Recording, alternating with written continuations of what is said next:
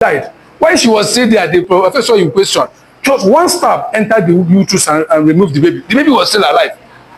The mother has already. So there are some conditions that can even threaten the mother, but the baby will still be there. You give him some time, maybe 2 minutes or so before the baby will die.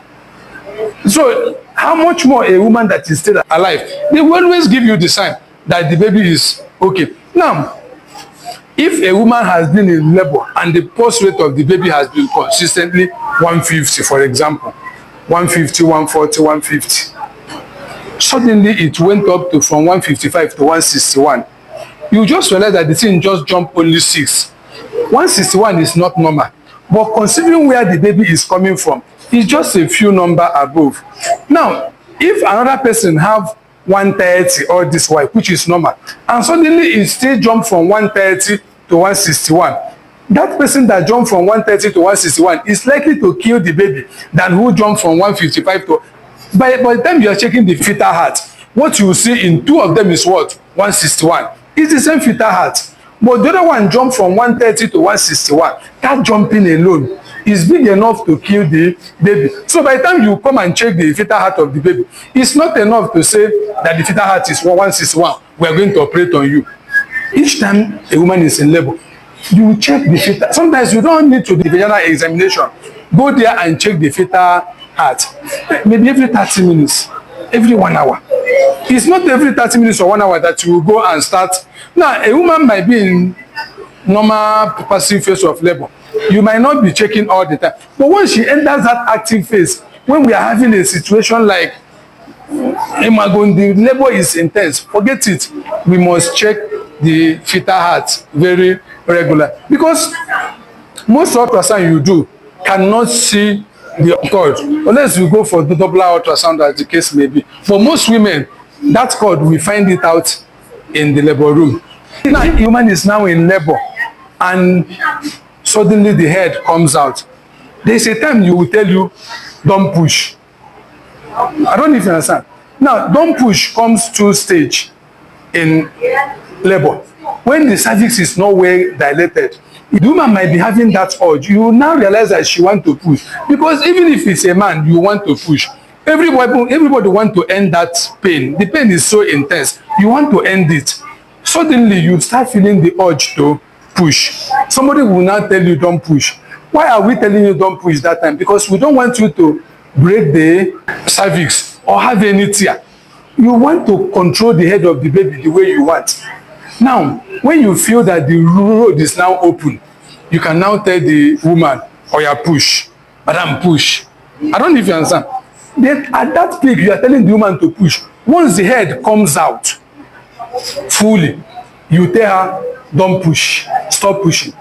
That stage of stop pushing is not because she cannot push the baby out. That time you need to put your, because the whole head is out, the ear is out.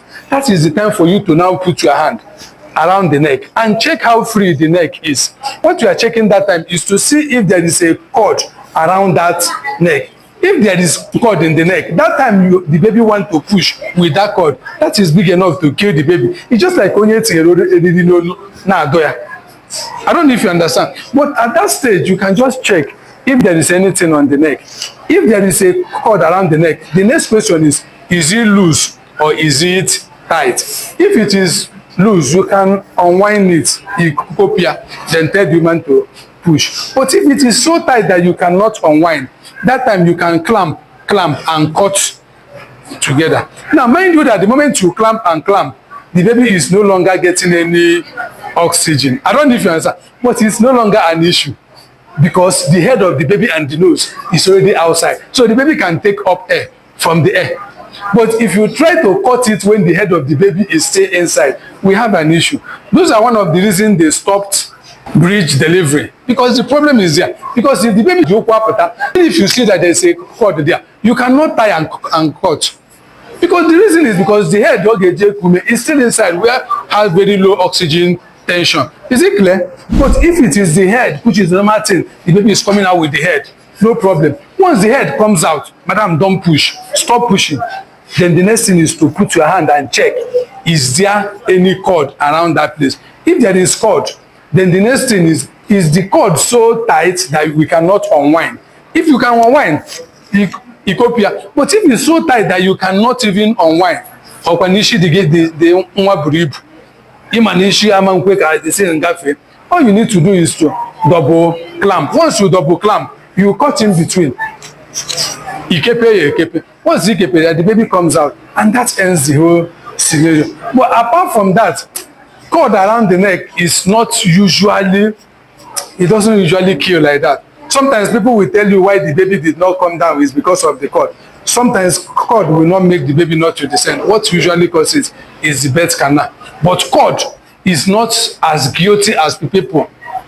Now, the way people give cord a bad name is just like the way people give typhoid a bad name. And when typhoid, it is good malaria. Treat a typhoid, then we ulcer.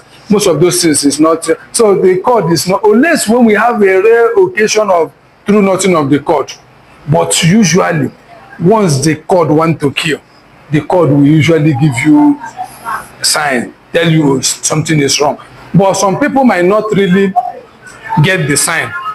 I don't know if you understand. Because if a woman comes and you are not monitoring a labor, and suddenly the labor goes to, you came and check the fetal heart, it's 159.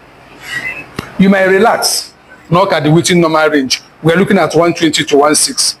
But that person's pulse might be coming from like 125, which is normal, to 159. You look at the gap. Another thing you check in that fetal heart is how regular it is. It's not like 120 or 130, bam. But there are some people whose pulse will become boom, boom, boom, boom, boom, boom, boom. If not, there is no regularized rhythm. Something is wrong. But once we get a pulse rate that is high or abnormal, the next thing is not to accuse the baby. First thing, check the mother. Is the mother's own okay? If the mother's own is okay, then the problem might be inherent in the baby. But once the mother's own is not okay, before you pronounce that that woman's fetal heart is too high, that she have to be operated on, check the mother's own. If it's abnormal, correct whatever is abnormal in the mother. You will just see the baby's heart rate will correct automatically. But if we check the mother's own is okay, or is increased but out of proportion to that of the baby, whatever is happening to the baby will hardly affect the mother. But anything that happens to the mother will affect the baby. So whatever you find that is wrong in the fetal heart, the ideal thing is to do what? Check the mother's own. If it is okay, the mother's own is okay. In that case, the problem is in the baby. We can now attend to the baby, either through cesarean section or whatever the case may be. Is it clear?